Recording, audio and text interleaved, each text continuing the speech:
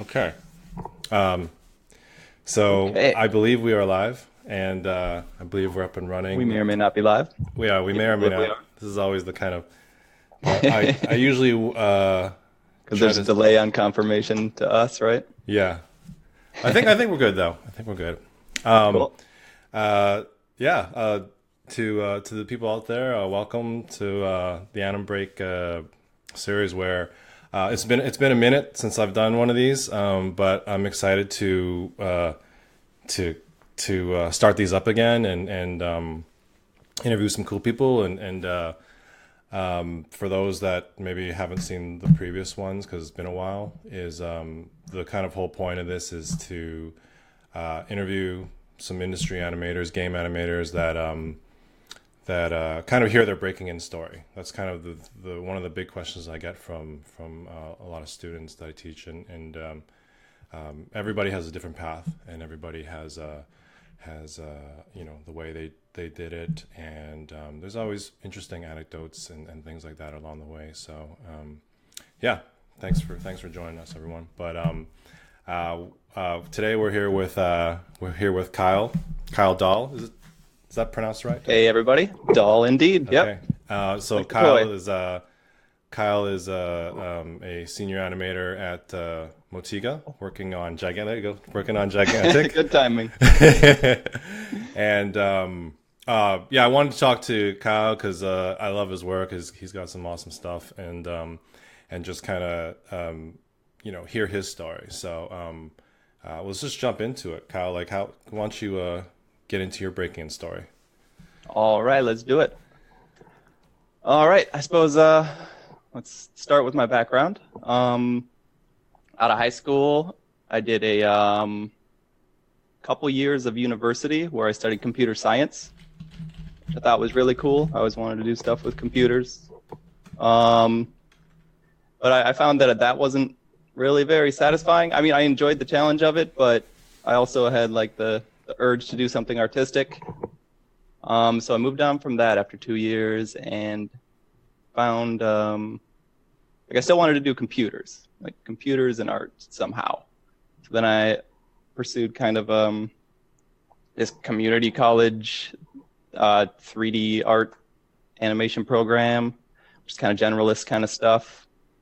Learned a lot about like modeling, texturing, the whole pipeline kind of stuff. And that's where, after a couple years of that, I really knew like animation is the part of it I wanted to pursue. And then it was like, how do I focus on that? You know, So I where? certainly Sorry to was interrupt. nowhere Where near mastery at that point. where Go were ahead. you? Like, Oh, yeah. Born and raised in South Dakota. okay. Did university in South Dakota. Went over to Minneapolis, which is like the nearest city over in Minnesota, and did my community college thing there. And yeah, after that, like I was just still like kind of lost. Like I didn't know what to do. I knew the kind of work I wanted to do. So it's like scouring the internet looking for an avenue, an avenue other than going to like brick and mortar art college, which I couldn't see myself affording, to be honest, and then also like bigger time commitment. So I learned about Animation Mentor through just research and scouring, and that's like 18 months, and I decided like that's the way to go. It looks really cool. Like they claim it's industry mentors and gain connections that way and like the right kind of advice. So I went for that. Like even though it's like affordable and pretty short timeline, I had to approach it pretty strategically. Like I ended up yeah, having to wait like a year saving up just to pay for that out of pocket. Let's see. Well, so I'm curious. When you were deciding on, so I'm getting all blurry here.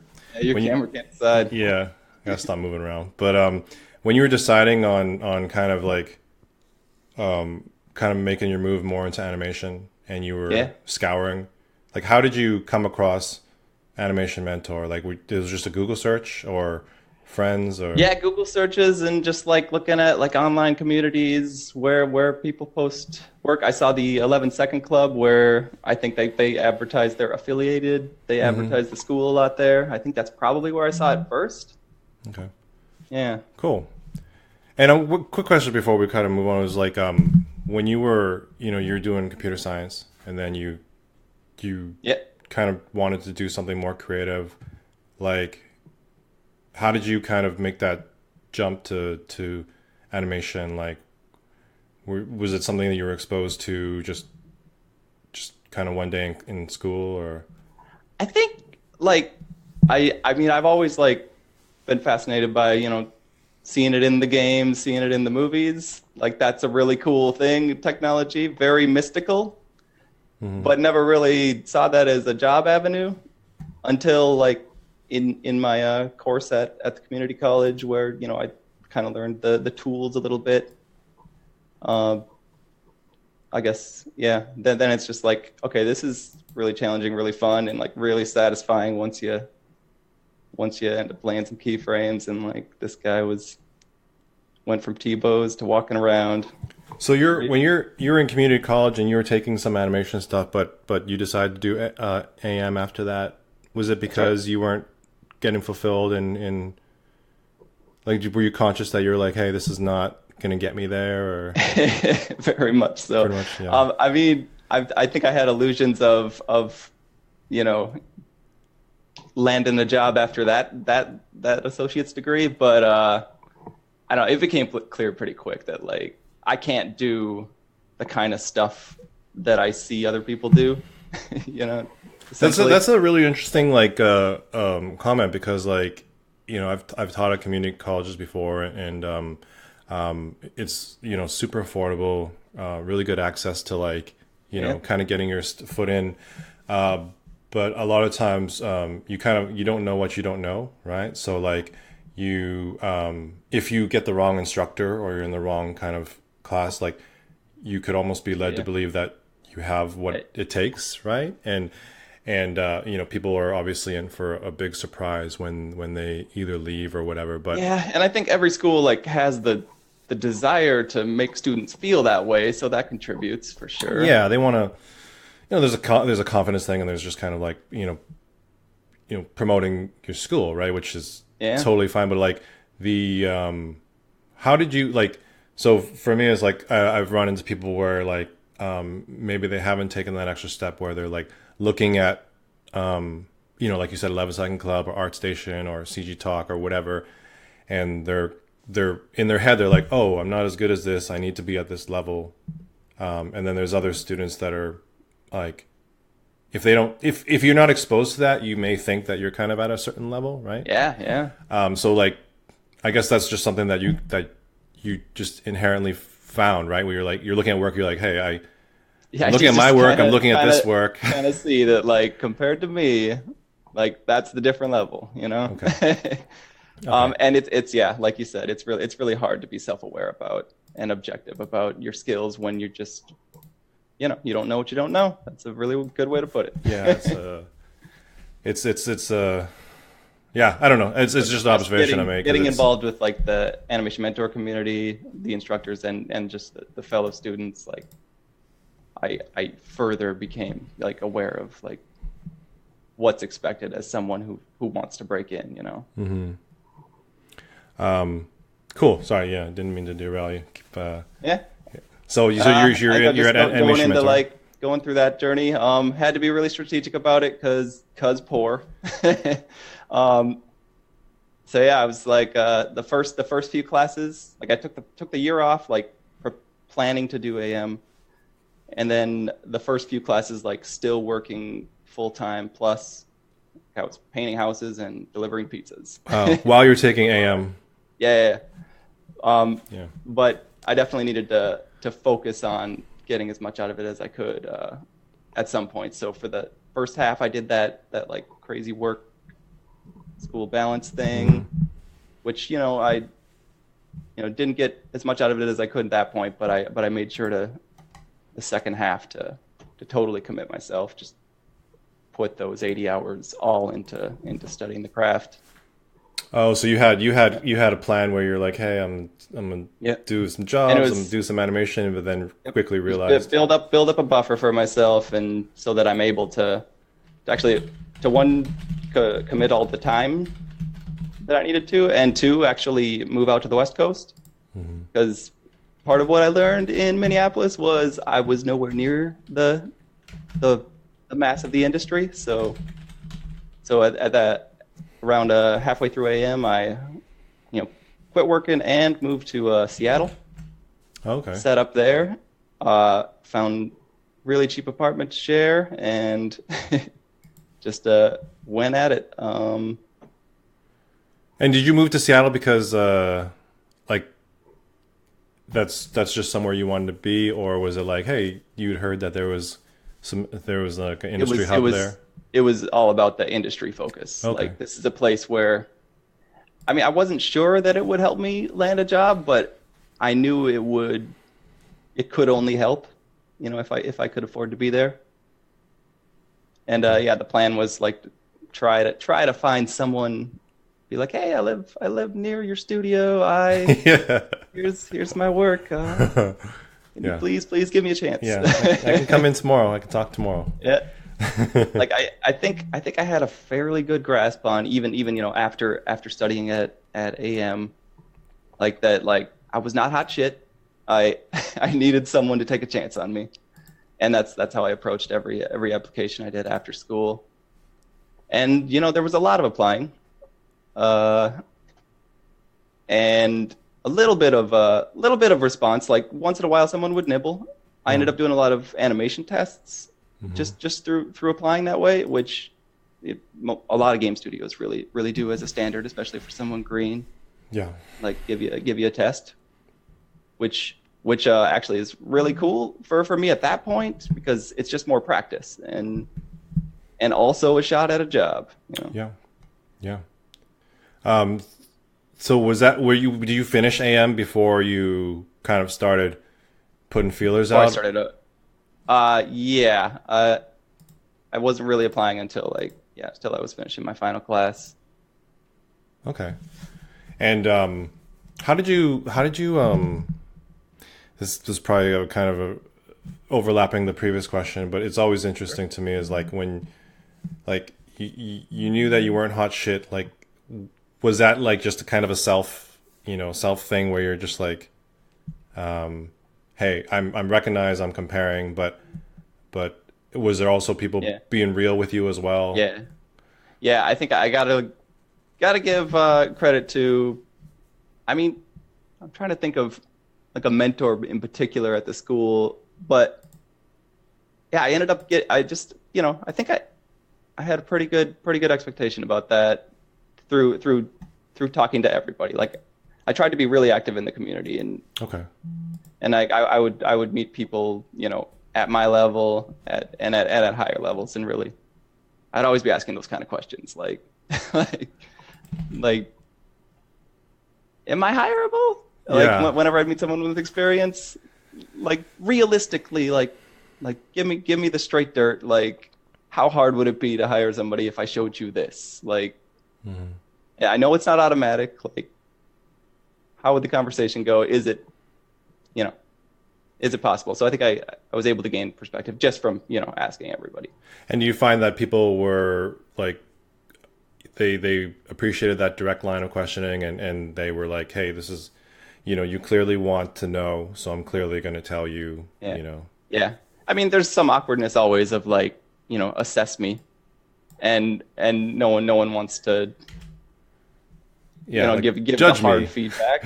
Judge me But to my but you, face. you you definitely you want to be open or clear that you're willing to hear Yeah. that it's you know you want them to make them feel comfortable telling you you're terrible. You Right. know?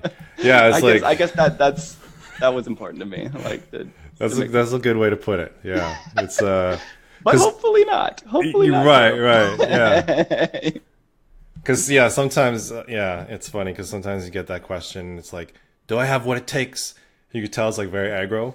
Like in my Yeah. experience, like, do I have what it takes? And they're just like staring at you and you're like, well, I'm gonna I'm gonna be honest with you and hope that you don't get too angry or whatever. But Yeah.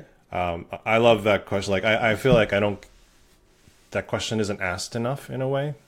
Maybe Yeah. because it's a hard question to ask, right? Like I think it's hard to ask and it's hard to answer. Like yeah, 'cause it's not comfortable for either side in a way. yeah. But you're right. Like if you kind of make them feel comfortable to like tell you the real talk, and more helpful, I Yeah. guess. But so when you like, how did you, or yeah, how did you? I guess how long did it take after AM, and where did you kind of start out? Yeah, so after AM is I was kind of, preparing for what might be a very long job hunt, so I went uh oh, I got a job for starters. Like I went back to painting houses whilst doing like animation tests and stuff. And I was like, it'd be really cool if this happened for me right away. Uh, but I also feel like, I mean, I'm just hearing stories from other people, like people who are students currently or were students a couple years ago, that it could take a really long time. Like, I mean, I knew people at the time who had been trying to land a gig, their first gig, for a couple years, and it just like no one's really biting yet. So yeah, I prepared for that, and I ended up getting pretty lucky. About 2 months after I started that grind, I got a call from. I mean, I was getting nibbles here and there, like I said, with animation tests and not. But finally, someone nibbled a little harder and gave me like a short-term contract. It was right in Seattle, which I think kind of factored into them being willing to give me a chance, which was kind of the hope too. So Yeah, like that really like validated my decisions. It yeah, that felt paid good. off. So yeah, Undead Labs did some work on the State of Decay game. It was like Nice. remote from my house. Oh, cool. Um, So even though just you're in to give Seattle, it you're right, direction. in the same area there. Yeah, like the, it was like he's like Reed Johnson, awesome guy. Really have a lot I owe him. He's like, yeah, I want to give you a chance. It's cool that you live in Seattle, but like doesn't really matter too much. Like I went in and had lunch with him a couple times, but yeah, worked from home, and that was really cool. It ended up lasting about 2 months, and got something on my resume, which Yeah, was amazing. yeah. That first foot in the door, kind of like put on the resume, is so huge, right? I definitely want to mention that like getting the foot in the door in that manner, like you're not secure at that point. Like uh, it, You're not like I it's made it. like I'm good.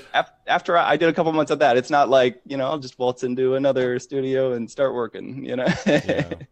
It's it was back to the grind for sure. Um, I went back to like through that short gig, I was able to make a little cash too, so it allowed me to spend a little more time grinding and building up the reel, trying to prove my skills. I ended up right after that moving to San Francisco uh, for the opportunity to do a class, the Animation Collaborative. I don't know if you've Yeah, heard about yeah. that. That's yeah, I've heard of it. Yeah, just a group of friends and I decided like none of us lived in the town at that time, but like we wanted to do that class and just learn about animation and in a like a classroom real world setting, which was really appealing. So we all moved there. We shared a place and did like 3 months thing there, and it was really cool. I ended up doing a class with Michael Makarovich, who That's right. taught me a That's crap right. load, like workflow wise, and just like Maya hacks. His workflow is really cool. That's cool. No, I I, I've I heard still so utilize many. a lot of the fundamentals of his stuff. Yeah, I heard a lot of positive things about his class and him as an instructor. Yeah, That's cool. So and you were these friends that you had from Seattle, and you guys just decided to. It's mostly through the Animation Mentor community. Oh, interesting. Was Okay. this group of friends, Okay. and one of them actually is who became my wife. Yeah. Oh, wow. Okay. One of that That's crowd, awesome. which is very awesome. Side benefit to So you met your getting involved wife, with the I guess you community. met your wife at Animation Mentor then, in a way. That's right. Yep. Oh, okay. I met her when I went down for the graduation ceremony. Yeah, Oh, dude, that's awesome. we hit it off. That's very cool. Yep. And anyway, Animation Collaborative. Shortly after that, uh, didn't have to wait too long. I kind of went like directly from doing that class to getting a gig at Sony San Diego, the cinematic shop, which was really cool. I did, I think, like 9 months there as a contract. That was awesome. I actually ended up getting that job as a referral of like a friend I met through Animation Mentor as well, like Oh, just community stuff. Building your network it's really valuable. Like even people at your own level, like eventually you can help each other out, and yeah. it's so cool. That's huge. I mean, Yeah.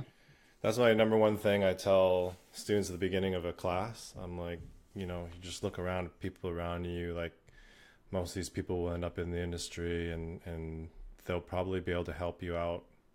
So, when they tell you like, don't be a dick, don't be mean, that doesn't start at your first job. That starts like your first Yep. day of school, right? It's that's almost more important. So, Yeah. People remember people, yeah. and And industry small. yeah. People even you meet someone who's not in the industry yet, they're trying to be, and then they are. Yeah, yeah, totally. It's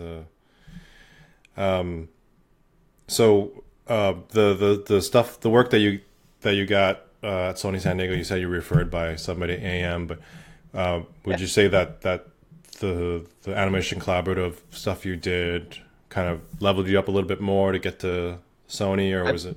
I think absolutely. Okay. Yeah, like I said, I learned a lot of valuable lessons taken just like that 3-month class with Mike. It was really cool. And I think that showed in like the piece I did during that class, which the reel's constantly getting revised at that Yeah. stage in your career. Yeah.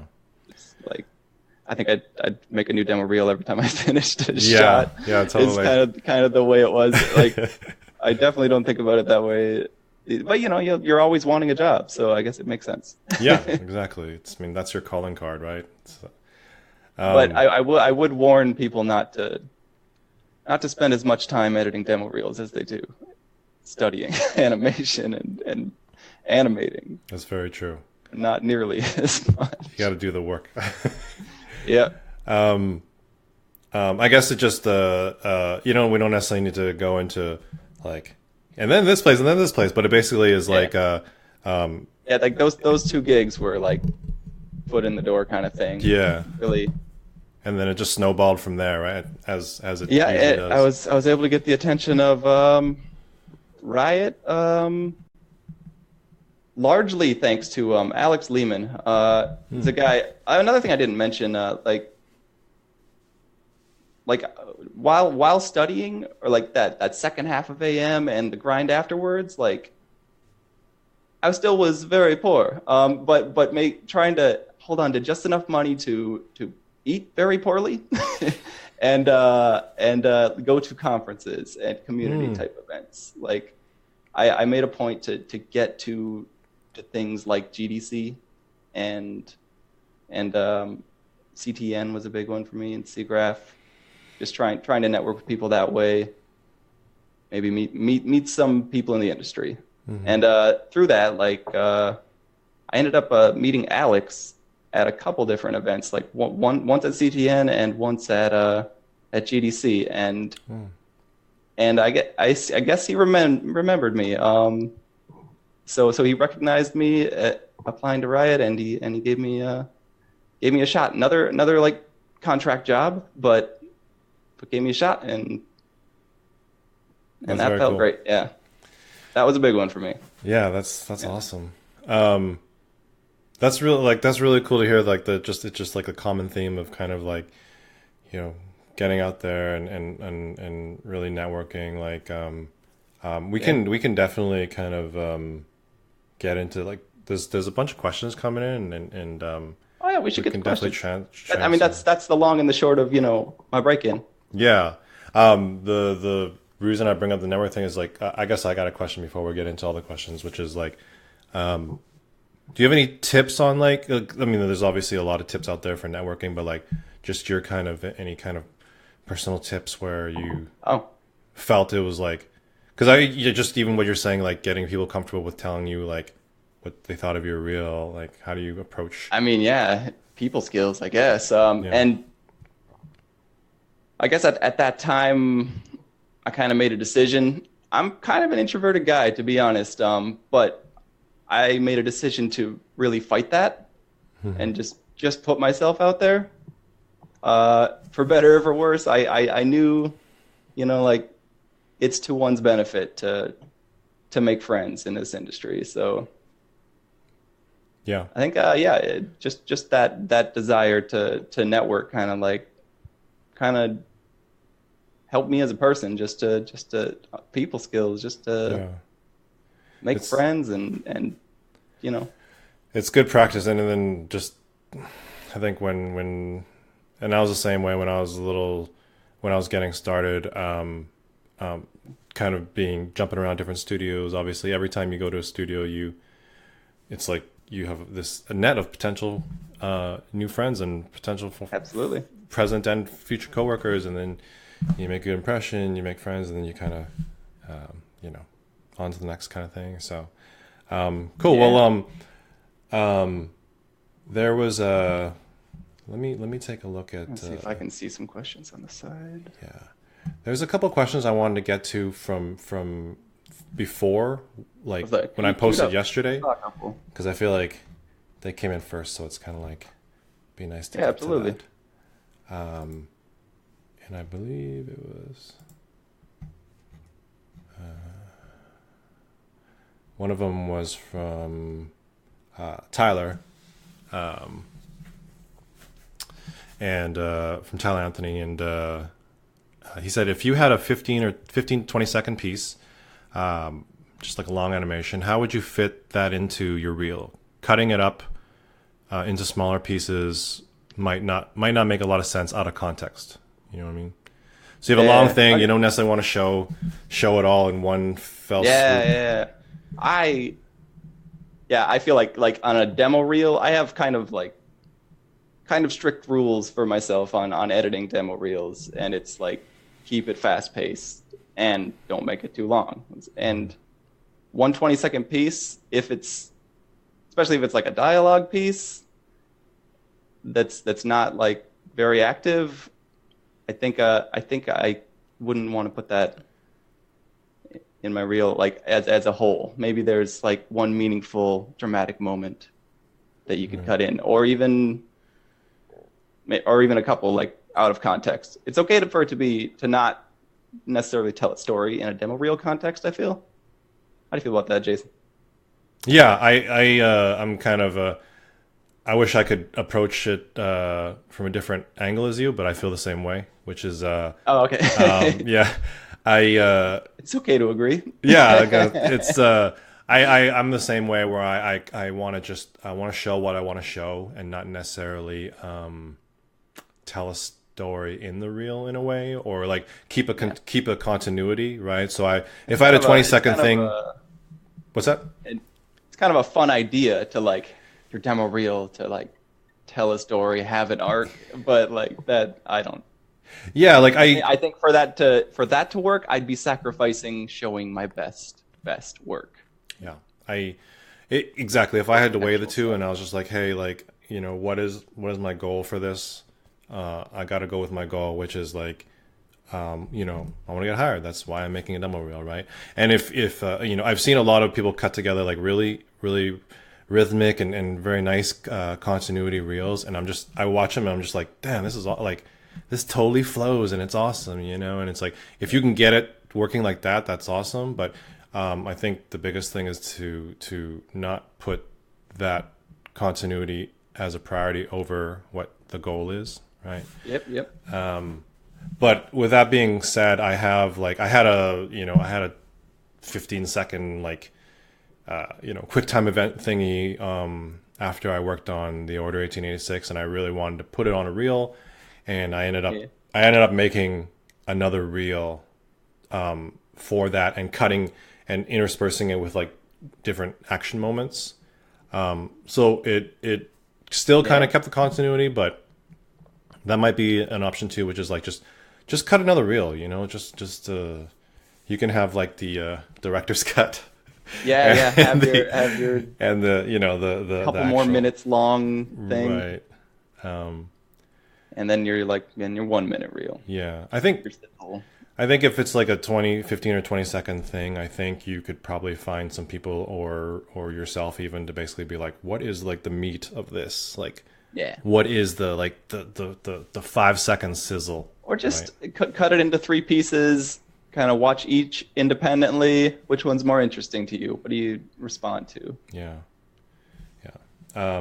Cool. Well, By the way, hi, Tyler. We're acquainted. Actually met him through Animation Mentor as well. oh, dang. Okay. Because he was in the Minneapolis area while I was studying at the same time. Hey, Yeah. we're on the internet, but we're pretty close. I don't think I've met Tyler, but shout out to Tyler because he's been super supportive, and I worked with his wife at Riot.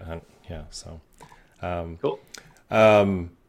Next question, Arturo asks, as an animator, what is a feature you would love to see in any rig? Maybe customizable squash and stretch options or something like that. What is your easiest rig to work on and hardest while animating? So there's a few questions in there. But speaking of rigs, maybe this might be a good time to kind of queue up the your reel here. And Okay, I see the question now. yeah, you can go ahead and answer that question. I'll just kind of. Yeah, sure. What feature I'd love to see in a rig? I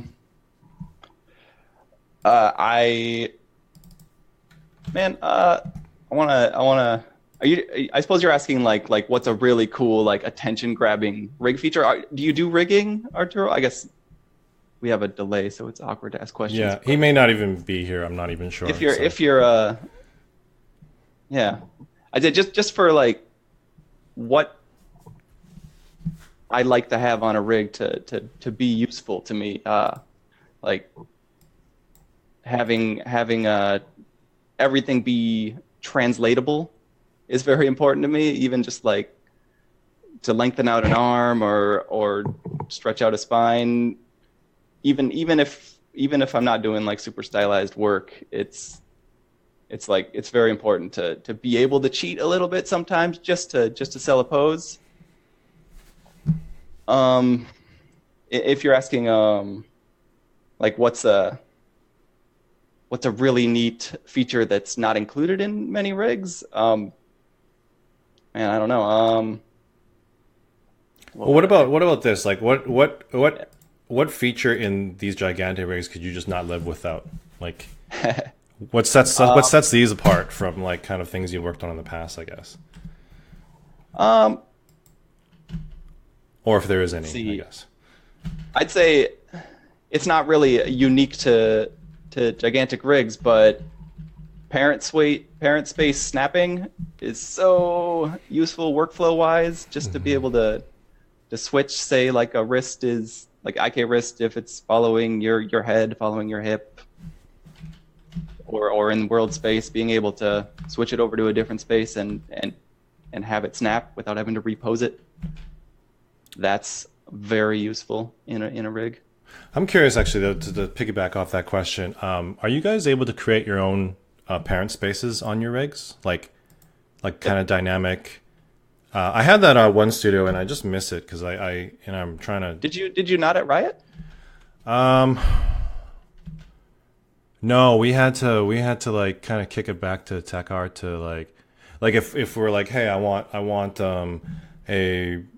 my arm to, or there's a prop and I need this prop to like balance on my head or something like that, and I Yeah, want a I parent recall space that on the at head. Riot. Kind of the workflow was like Tech Art kind of owned the rigs, and Yeah, it was very they much. they Unless I you're guess Johan, they then decided it would get messy fast if yeah. they allowed animators to Well, Johan just to goes in amend there them. and adds it himself. Yeah, But he has perfect but condition. there was this one studio I was at where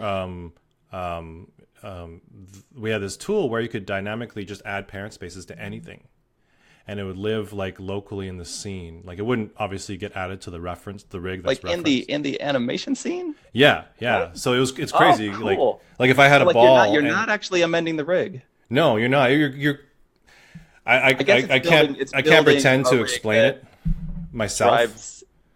But Yeah. Okay. it's like if I had a ball, it's the exact example I use. If I had a ball and I need to like put it on my nose and kind of bounce it around, I could just dynamically create a parent space for the nose for the ball, Yeah. and just be like, okay, switch on and off kind of thing, but yeah, anyway, That's interesting. yeah, it was just kind of talking I'd about like to see that working and pick apart how it's working. yeah, Cool. it was awesome, but But yeah, like with working with rigs at Motiga, actually, for the most part, I've been responsible for the rigs that I'm animating. So that's kind of oh, so you rig too? You're rigging the I definitely could access them. Yeah, for new characters that I'd make, I would rig them. Oh, that's awesome. And is that something that you kind of picked up at Motiga, or is that something that you have always been? I leveled way up on rigging for sure at Motiga. Like when I first started, I was like a little cautious about it, and like after working with Johan and our tech artist Pat Corwin, like through the tools that they had built and just their guidance, like it became not a thing. That's awesome, man. I feel like that's like the most valuable thing I've gotten out of my experience, other than doing like more really fun stylized work. Yeah, Like I feel like I can build rigs now, dude, that's awesome. which is freeing. That's huge. Yeah. Yeah. Yeah, I guess Arturo is in the chat because he was basically saying, yeah, he's an animator, and he was just Oh, cool. curious about what you thought. But Oh yeah. there's a I'm getting my tabs all mixed up here. I think alignment of controls is something I really am kind of picky about these days. Like any controls, I like them to be aligned in world. Like so, if you do translate Z, for example, it goes directly forward with the world Z axis. Yeah, it doesn't go like kind of at a Yeah. angle, or Which like if you're in an A pose, yeah, a lot of times things will be rigged to just like object space with the wrist, and then you're gonna get like even the Y is in a weird direction. So I guess I just prefer to have the ability to like the biggest thing is knowing Y is up or Z is up, whatever. There's an upward axis. yeah, Just for basically getting into the polish steps and like just knowing, like say you got to do a bounce, like you can just grab that one key or that one channel and do your little ball bounce. yeah. You know that one curve is just going to go one that wrap way. instead of like combined in three. Yeah. And that begins to make no sense real fast. Yeah. Let's see here. Oh, so this one's from, I'm sorry, I think it's Iwa. Sorry if I don't pronounce it correctly, but she said greetings from Poland. So that's awesome. There's somebody watching from Poland. She said, love your animation from Gigantic, amazing stuff. Could you tell us how much time you take to create a single animation for the project? So any one of these or anything in general? Oh, sure. To take let's see, average time to create an animation definitely varies with iteration, but if like it's working on games, so in general it's a pretty fast-paced kind of thing. It's like if I'm doing a run cycle, typically like say I nail it on the first try and team loves it, let's go forward, like typically it'll be like block it out in half a day, polish it half a day to a day. So for basic cycles, like I won't be spending more than 2 days. I guess that's realistic. Okay.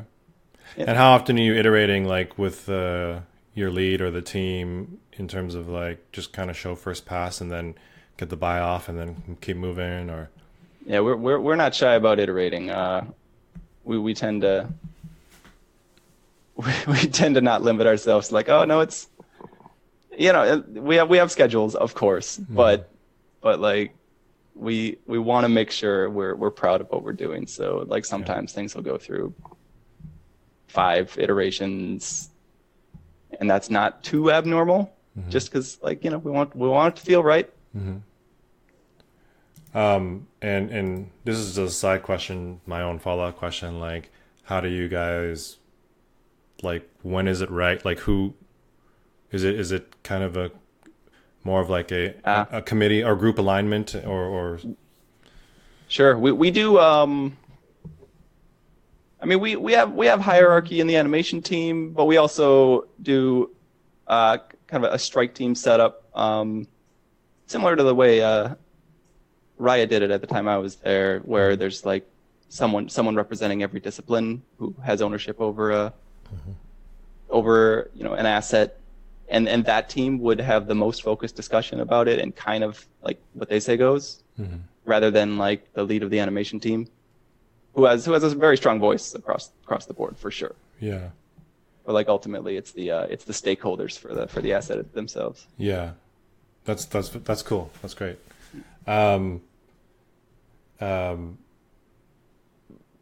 What was before we move on? What was something that just like iterated for a long time and was just really hard to kind of nail down for you? I wonder if there's anything that I put on the reel.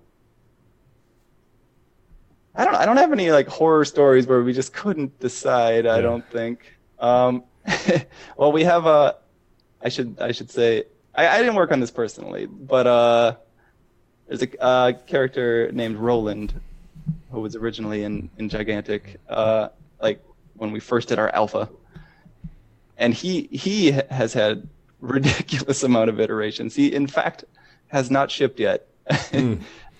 From more than 2 years ago, because we just kept redoing him. Yeah, there's always one character, right, from games. You're like, that character, for whatever reason, is going through tons of revisions and just. The mega fans of Gigantic it's just kind of like become a joke in the community. Like, you bringing Roland back, or like all that, the go-to comment, like Grave Cigar in League. It's right. It's turned into its own thing. Yeah. Question from you may have touched on this a little bit before, but maybe you can kind of just put a pin on it, which is from Dimitar, I believe, spelling. Thanks a lot for your time. What's your opinion on the different tracks in the schools? He's like, what's your opinion on different tracks in the schools? Feature animation versus creature animation versus game animation.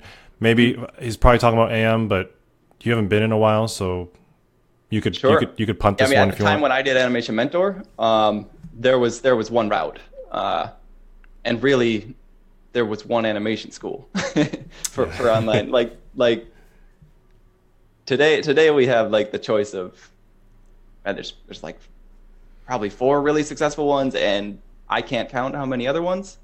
Like just options for learning animation online. But I've definitely been aware of how they're focusing now.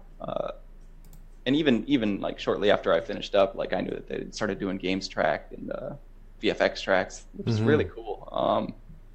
I would say that's a pretty easy question to answer if you can answer for yourself. Like, what do you want to do? Like it would be 100% dependent on that. Like, if you want to do games, do the games track. From what I've seen of curriculum, like they're focused on the right kind of stuff.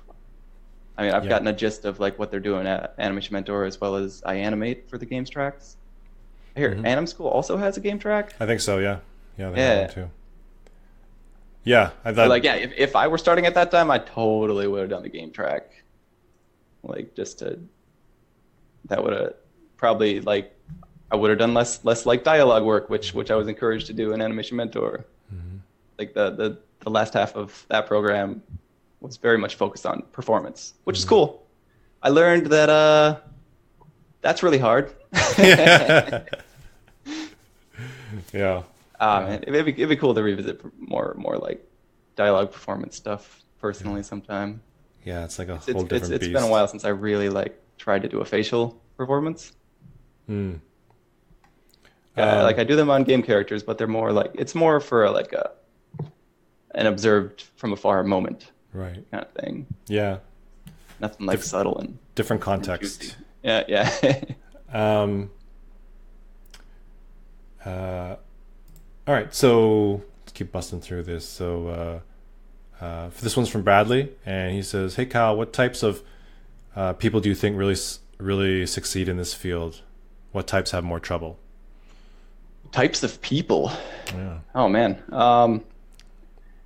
Yeah, I think if you're talking personality, which I guess is what I initially thought.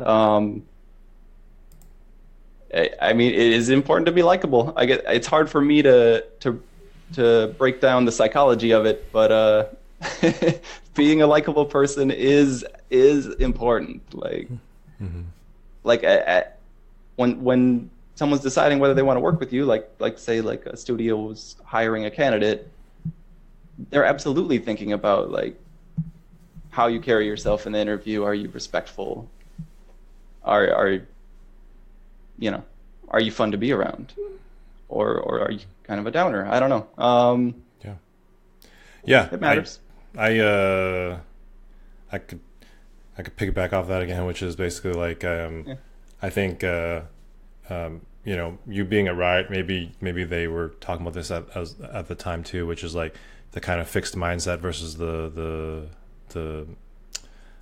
growth mindset, which is absolutely. yeah, which is like, which, you know, is just a kind of maybe a fancy way to just say like, are you flexible or are you rigid, right? And it's like, especially, Yeah, it kind of implies like, yeah, I don't want to make a blanket statement, but like most studios, you're at like, if you just need to be flexible, right? Like, there's iteration, there's throwaway work. It's like something that, you know, you fell in love with or was your baby for a month or two. You know, the feature got cut and it's time to move on to something else. It's like, it's hard. It's not like you just be like, oh, you know, that's fine, I'll move on. Like, obviously, I guess it comes down to like, yeah, being able to be objective about your own work.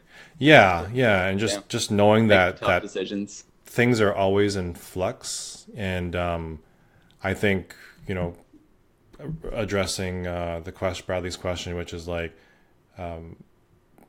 people that may have trouble is kind of like people that you know, are a bit more rigid in their kind of process. And Sure. you know, even a lot of times like different animators will touch a scene file, right? Or you know, and you know, just being open to all that stuff will make you more successful because it'll be easier to work with you, and you know, it'll be Sure. Kind of unifying to a degree. You can never like fully unify a workflow on a team, I've found, but like right. certain ways you leave a file, for Yeah. sure, is important. And on the other side of it is like there are obviously Go for studios it. where they want you to come in and execute on something for a long time, right? And the people that are more wanting to like be flexible and iterate a lot, they'll have trouble at that particular process, right? So it can go both ways a lot of times. I like the way you put it, like just general flexibility, being open to doing things in the way of the culture of the place you're pursuing, you know. Yeah, exactly. That's a valuable skill. Yeah, definitely. And I'd also just mention, you know, being a decent person. I don't know. Just yeah. I try not to Exactly. like be too specific about what it means to be likable, because there's a wide range of personality types you can have, and you're still like likable and unique, you know. Like, Yeah. I mean, It's that's a hard one to nail down, right? Sometimes I'm inclined to say like be a positive person, which I overall like preach, but I don't know. And then I think of like people I know who like I don't know. My friend Nigel is just a grumpy dude, and he's like a cartoon character, and he just like he's always focusing on the negative, like in jest, which I don't know. Like I've come to like be okay with, Right. but like it's charming. Yeah. I don't know. Yeah, It's like overall. different types is what makes you know, that environment like kind of everyone Yes, it's very challenging important and to questioning. have a diverse group of individuals. I Yeah. think so. I definitely don't want everyone to be like me. Yeah. It's, all right. So this. Everyone needs to get along. Yeah. Exactly. We all need. This one's from. This one's from Alvin, and he says, having worked at different studios, what do you think culture-wise has contributed most towards making a successful animation team / work environment? I kind of miss. Oh, the Audio question? cut out a little bit for me. Is this one on? Yeah, this one's on Facebook. Basically, he's asking, you know, with you being at different studios, culture-wise, what do you think contributes the most towards having a successful animation team or work environment in general? And we maybe we answered some of this in the previous question. I think we just touched on all of that. Yeah. Okay, we can right now. Like we totally answered that question. Yeah. yeah, we can He must have been typing that like while we were getting into it, right? Yeah, probably. Yeah. Um, Ping back if you had more specific stuff you wanted dialed in on. yeah, Alvin, if that's not, you know, if you want to expand on that. All right, this one's from Ryan. He says, would you recommend an online course, Anim School, AM, etc., for someone who studied animation in university? I think I could probably guess like your answer on that. Supplemental. Yeah, it seems like you know, concurrently or after the fact, possibly. I don't know.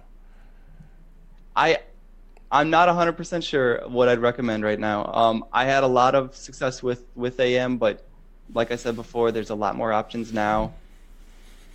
I think iAnimate seems amazing. I think Anim School seems amazing. I guess you get a lot of opinions from people who have done the courses if you can find them. Would be my advice. That's a good call. I can't really extend like a comparison to you. I don't think that would be fair. Yeah, no. since I'm on the outside for the most part. Yeah, that's a good call. Talk to the source, right? Talk to some people that Definitely study what they've got on their websites. And yeah, meeting people will be invaluable. Who have experienced the programs. But I guess I'll kind of just finish that up with basically like if you feel maybe you're asking that question because you feel like you're not getting what you need. If you feel like you're not getting what you need somewhere, then that's great that you're kind of looking around. It's just a matter of doing the research. So this one's from, supplementing your education at any point is awesome. Yeah. Like after Animation Mentor, I was still pursuing classes. Like I mentioned with the Animation Collaborative, I actually did another short mentorship as well. Keep growing. Yeah. And if you're not like gaining industry experience, and when it comes to online classes, if you can afford it, like to pay for mentorship, like it's super valuable. This one's from Eric. He says, hey, do the rigs have dynamics set up for the hair and cloth and clothing? Or do you have to animate those manually? Like even some of this gigantic stuff here. For gigantic stuff, we have some in-game physics that we work with. A lot of the time, like say like the hair ponytail on a character or something's bouncing around. Like we'll have in-game physics running on it, but I don't like it to be dead in the animation either. So I like to add a little bit, but keep it rough because I know it's going to get smoothed out in the game. Yeah, I'm curious about this. Like simming in the animation package, I haven't really done any of that on Gigantic. I did a little bit of that on League. Yeah, with like this little like cloth based jiggle tech. Yeah, the jiggle tool. Just kind of hit, define your chain and run your timeline, and it'll automatically add jiggle. I'm curious about this stuff here, like if you can see, right? It's Oh, that's Oru. yeah, the cards and everything. Like, those are effects, or do you animate those, or how does that? No, those are all just animated mesh. Ah, oh, interesting. Okay, and Actually, you're controlling the scaling on it and everything like that. Yep. I think the cards don't scale, but they're actually just two bones. I was pretty proud of the way I rigged and skinned those because they're just two bones, one for the center and one that is on one side, and it, like as it bends down, the other side is actually skinned, so it can give you those curves just with two bones. Oh, In the interest of economy in the game environment. I gotta know about this one though, like the tentacles themselves. Like how do you set them up, if you did set them up, or whoever set them up, and how like is it just kind of 6-spline IK or? You mentioned Johan earlier. He's largely responsible for her rig. Okay. They are, I think each tentacle is two separate IK splines. So I think there's probably like 12 bones per tentacle, and what amounts to like 5 control points. Okay. If you're using the IK setup, you got the option to go into FK, but that's even extra nightmare generally. Yeah, all those contexts. Yeah. The way she's rigged is actually, I wouldn't do it any other way. It's really good, but all the same, it's pretty damn tedious. This just looks like the animator in a way that she's supporting herself on them and and having them flop around all noodle like. It's blocking and polishing. It's pretty labor intensive, but I love what you can come up with. And did you run into any issues when you're like kind of blending between movements with all that stuff, or is it pretty much the same as any other character? It's you can imagine when you got that really long chain and they're kind of like curving around. Yeah. The subframe interpolations and interpolations between animations, like you'll get flips in game, and it's pretty nightmarish. You have to kind of like really tediously author the animations so that they're aligned. Each bone in the really long chain is aligned in a way consistent with adjacent animation. Yeah, I could see that. Some many hours passes kind of troubleshooting that kind of stuff for sure. Sweet. Okay, so Anar asks, what's up, Anar? I really enjoy the animations of Gigantic. Looks amazing. Feels fantastic. Where do you draw inspiration for when you animate them? Wow, inspiration comes from so many places. But I'll try to. I mean, man, I don't know if I can give you really a specific like animation inspiration for Gigantic. Every character's so different. There's like let's see, like Oru. We were just talking about the fortune teller, ball shaped guy. Mm-hmm. He had a lot of inspiration from like a Cheshire Cat. Oh, yeah. Partly visually and just kind of like the way that inspiration trickled into like his VO as well. He actually kind of sounds like Cheshire Cat. Got that creepy thing, and like some animations are just kind of like just kind of like zipping. Like he's mysterious. He's definitely otherworldly. I know. Like obviously you. Gigantic's been going on for a while, and you joined at some point, but like, if you can share, if you can't, that's fine. Like the kind of whimsical nature of of where the animation style kind of originated from? Like was that somebody's vision, or was that kind of like, hey, we're pushing this, we should kind of go this way, and we're finding that it's very appealing, or yeah, I guess just curious about the, landing on this kind of more We've whimsical never style. really. I mean, you're right.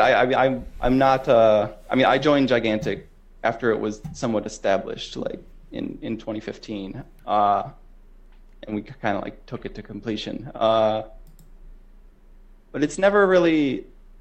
Yeah, we've never really acknowledged a specific animation inspiration, to be honest. Okay. Like on certain characters, man, what? I mean, there's lots of anime stuff that comes up, and Saturday morning cartoons is kind of the interesting one that we throw around sometimes. Like make it feel like a Saturday morning cartoon. Other games, freaking League of Legends, Yeah. like it's been an inspiration. Yeah, just yeah, I mean they're super appealing. That's cool. I mean, just kind of that's cool that they kind of draws from a lot of different places. It's just Absolutely, and that's an intentional choice to like not really commit to an inspiration for sure. yeah. This one's from And we're Richard. definitely always looking for diversity in animation styles between the characters. So Oh, that's interesting. Okay. Yeah, that's that's kind always of a challenge, tricky isn't it? question, hard to answer in general. Yeah. So the next question is from Richard.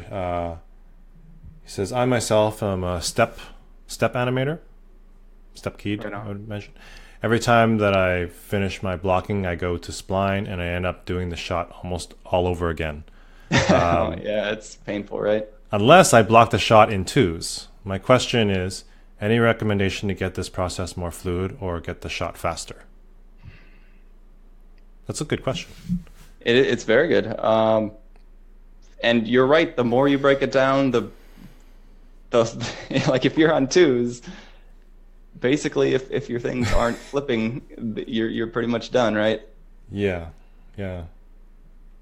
But yeah, for me, I'm kind of a half-half. Like whether I start in stepped or start in splined. Like if I really know what I'm gonna do, sometimes I'll start kind of layered with splines. But if I'm exploring, or if I like have to do some pushed poses and that are we have to kind of feel out, I'm definitely gonna be stepping it out. So you said you generally are a step animator, or are you kind of more, or you just Yeah, I think I'm about 50-50. okay? Yeah. Yeah, that's an interesting question because it's for me most of the time, like when I run, I feel your problem here, Richard, because I feel I'm the same way a lot of times. And sometimes I feel like when I am stepping stuff, and I don't usually step stuff, like I tend to spline more. But when I do step stuff, depending on the action, and I go into spline, and I've been there where I'm like, oh, I just need to do this again because like it's not, it totally fell apart. But I feel like a lot of times my problem was that I didn't step it out enough, right?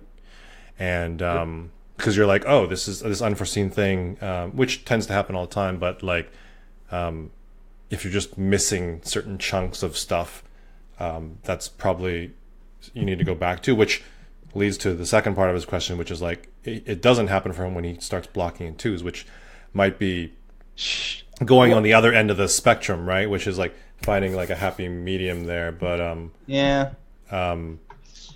I mean, a lot of the times, I mean, especially for snappy actions, I'm stepping down to ones, honestly, on the fast moment. Like Right. that's in my blocking. So it's really depending on how fast a thing is moving. And yeah, I think for me, but yeah, I as well feel the pain. yeah. It's just always trying to find that process, eliminating the redundancy or the what feels like a foundation that you're not benefiting from later on. But even when you end up redoing something, like you're accessing what you learned from from posing it out initially. Yeah. I try to keep it really fluid where like I'm not in stepped blocking and then I'm not in spline. Like I'm kind of in both in a way. Like I'll, you know how you can right click on the Maya timeline and just convert to step Oh, keys. you do the view as stepped Yeah, so thing? I'll view Oh, as cool. stepped and then I'll start stepping, and then I'll kick it back to spline just to like smooth out something. I've never actually used that workflow. I bet it seems really good. I don't know why I haven't. Yeah, it's I'm always like actually switching it to stepped and back. yeah, it has its advantages. Um, just kind of a quicker, I think. But like, Yeah. yeah. So I kind of like jump back and forth, and I think I don't know. Maybe if this is helpful, maybe you don't necessarily need to think about it as like, oh, I'm in step mode now and gonna go to spline. Like it's think of it more like you're kind of you can spline it and then go back to step and see where you're missing things, and then maybe over time that'll help you improve like as you go in a way. So um, I guess my short answer to it is like the answer is you do need to break it down more. But if you feel like you have to be on twos start to finish no matter what kind of action, I think you're breaking it down more than you need to. And yeah, just try to develop your instincts for where it needs a breakdown, where it doesn't. yeah, no, that's a good answer. Cool. um, um, okay, we can kind of, this one's from Nikita, and says not sure if you guys got this question yet, but what do you look for in demo reels, Kyle? What stands out to you? Oh, I would say what I generally it's hard to say like what's most important. It's I guess polish if I mean I just want to list like every animation principle to be honest because they all really are important. But I guess like yeah, Is I'm there trying to some? think about what the most common like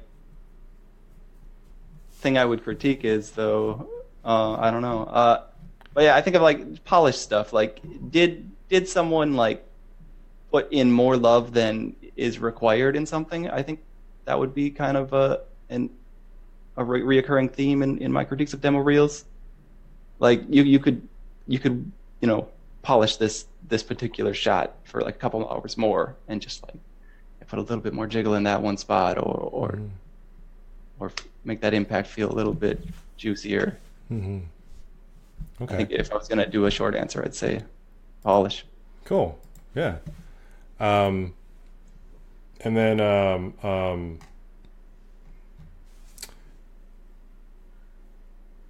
okay, this is a longer question, but we don't necessarily need to. I'll just kind of read it out. Um, Question from Jeremy. I really want to animate for games. Is it wise for me to focus on that animation right from the start? Most openings where I am, where I see is for generalists, and it seems like the only way to get somewhere is if you know how to model and rig. Um, should That's I hard. move or should I gain more experience being a generalist first? It's always a tough question. But It's really hard to answer, honestly, like because it's depending on the opportunity. Like certain opportunities, people will want a candidate solely for animation skills. In which case, it would be like, I wish I had spent all of my time only animating. But there's also opportunities where like they're not going to look at you if like yeah we really actually need someone who does rigging or some scripting. I don't know. There's like a variety of other skills they may end up wanting to roll in, but rigging is a common want. um, But yeah, I guess my advice is kind of depending on like how interested you are in rigging. I'd say if it's something you're really interested in, you should pursue that. Uh, and yeah, just like use it as like whether or not you're gonna benefit as an animator if you level yourself up in rigging. Like just in being able to solve problems. Like you're working with someone else's rig, you can modify an arm that's not behaving the way you like. Yeah. Or in a production environment, like you can unblock yourself. It sounds like he does have a passion for animating for games, but the opportunities he sees are for generalists. So it's yeah. I wish I had a good answer for you, Jeremy, because for me it's like you got to take what's in front of you in a way, and if those are the opportunities in terms of like generalist opportunities, and then you know, first and foremost for me is kind of like, you know, working and all that stuff, right? So but in terms of moving and maybe going to more animation, you know, going to another city or whatever that has like you know, specifically animator spots, you know, that's it can be hard to forecast, you know. Yeah, hard to what's going to be needed. Yeah. I mean, I guess at the end of the day, if you're working on one or the other, you're leveling yourself up. Mm-hmm. So it's not time wasted, but I understand your interest in deciding what's most important. Yeah. Yeah, once you can follow up in the comment, Jeremy, and we can always take it offline, and maybe we can be more helpful. So this one's from Michael. This is hello, Jason and Kyle. What's up, Michael? Do studios hire people when their demo reel doesn't have categorized to the studio? And for example, can I get hired to a studio where most of their animation is in mocap when my demo reel is keyframed? I think yeah, specializing the work you present to the studio can be important. But if you don't have the variety of work, it's not really a big decision to be made. But maybe you can swap a shot out here and there just to, like, say someone only does mocap or like stylized keyframe animation, like favor one way or the other. Mm-hmm. It does help.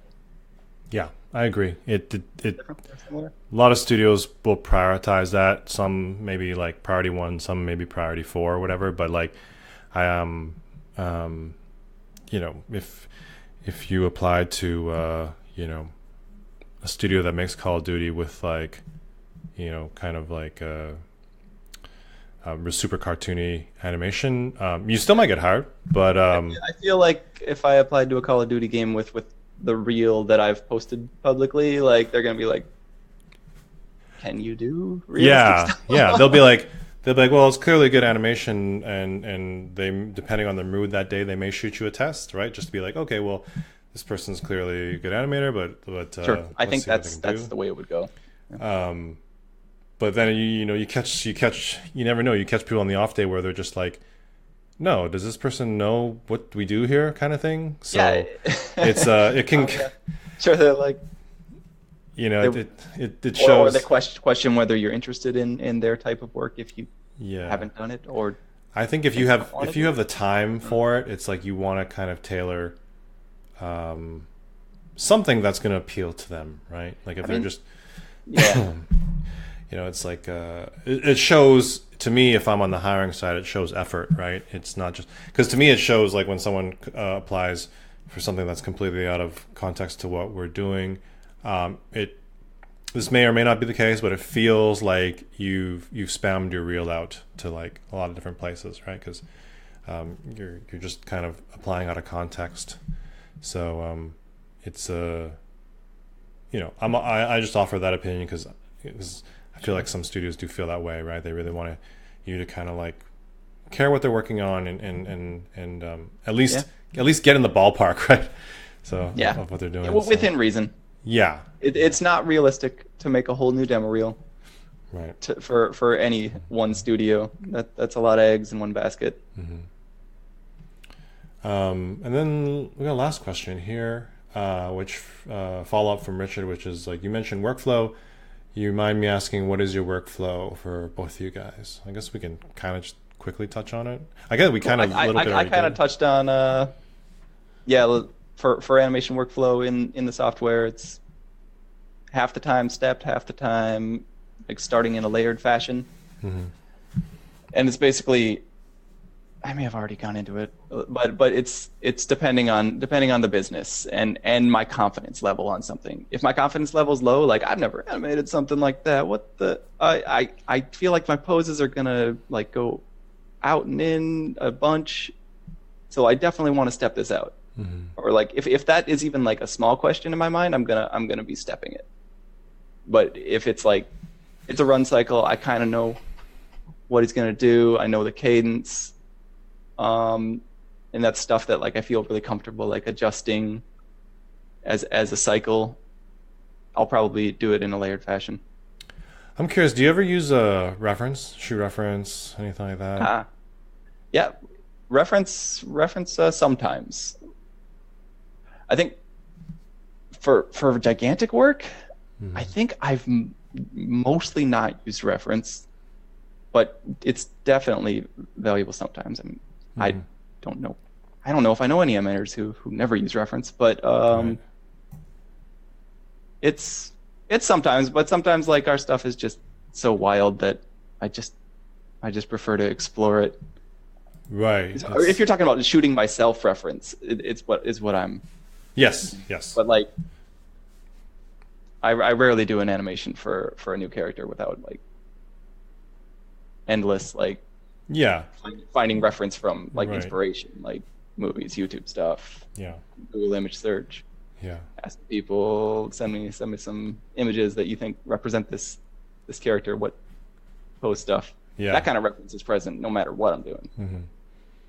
Yeah. For me, I touched on it as well, which is like sometimes I step, sometimes I spline, and I do tend to use video reference a bit more than maybe other people, when especially even when I'm doing like kind of more stylized stuff. I like to know what Cool. the hips are doing for real and then push that in a way. Yeah, once you've got your eye for it, like you can see the realistic thing and translate it. Yeah, exactly. Like put my spin on it in a way. Yeah. That makes me. And the fundamental body relationships are Yeah, translatable. I feel more Cool. comfortable when I'm Totally. using that process, but sometimes I'll have something in my head or something that I'm using as reference, like from another game or movie or whatever, and I'm like, okay, that's what I want, and I just need to put my own flavor on that, and I don't need to shoot reference. I'm just gonna kind of do that. So yeah. I forgot there's a question on Twitter actually, and this will be our last question, which is from Andrew, and he says, I'm a junior animator trying to get my first job. Is there anything beyond having a tight reel and continuously practicing to help? So he knows, obviously. Yeah, like, you know, tight reels number one. yeah. It sounds like cool. And yeah, keep leveling that up.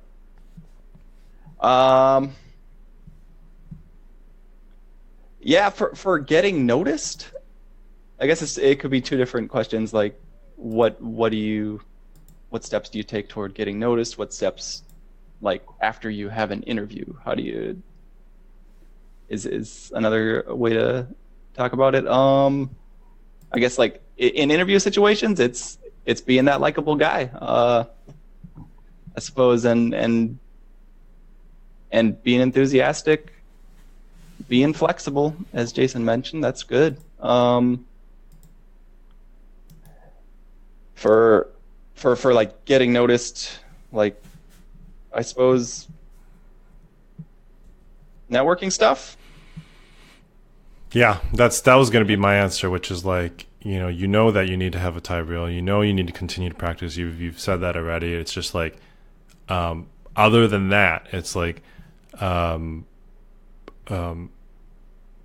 seen how people get hired, and I've hired people that like just kind of put themselves out there in terms of getting more visibility, right? Just like posting forums, interacting with people, networking and stuff like that, and that can always be hard because it's like, if you don't have any experience doing it, it can be really easy to come off as like too strong or whatever, or awkward in a way. And I've been there, trust me. But But I mean, like you asking this question right now, I think is a great step toward gaining your visibility. Like, yeah. I mean, he's already kind of like, interacting. and I would say as far as reaching out to current professionals, I say go for it. Yeah, And depending on how much time they have to offer, will dictate how much attention you get. But I would never be turned off by someone reaching out. Yeah, me neither. I'm just like people reach out a lot, and if you're sincere and it doesn't feel like you've spammed this email out to like 20 different animators, like you're sincerely like establishing a connection and just basically like not bombarding with like a wall of text. It's like I think just kind of keeping it simple like that. Yeah, I guess initial point of contact, you want to ease into it. Right. Just But even if someone does write me a novel, I mean, it might take me a while to get back to them, but I love getting people or trying to help people out. Like if you PM me on Twitter or whatever, it's great. Yeah, I feel like most people are very open to that, and I would say that's a great thing to do for Andrew, like you're asking. So yeah, that's I'm not going to go any further. I think we got a lot of really good questions. I really appreciate everyone posting these questions, and the whole reason why I like to kind of do this live thing is because we can answer people's questions and they can give us more context, or it feels like we're having a conversation more than just kind of like talking at someone. Yep.